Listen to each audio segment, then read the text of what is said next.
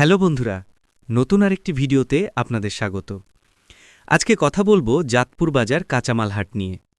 সাতক্ষীরার তালা অঞ্চলের বেশিরভাগ হাট বাজার, যেমন তালা বাজার, জাতপুর বাজার ইত্যাদি গড়ে ওঠে ব্রিটিশ আমলের শেষ দিকে, অর্থাৎ 1880 থেকে 1940, অথবা পাকিস্তান আমলের শুরুর দিকে, অর্থাৎ 1947 থেকে 1965 সালের মধ্যে।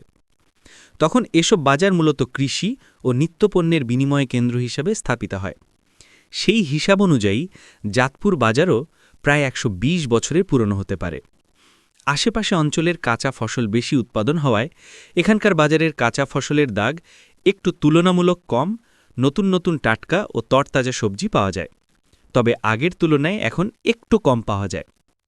আমরা ছোটবেলায় দেখেছি গরুর গাড়িতে করে কাঁচামাল হাটে নিয়ে আসত। গরুর গাড়ির কুশকার শব্দে আশপাশের লোক বুঝতে পারত আজকে হাটবার।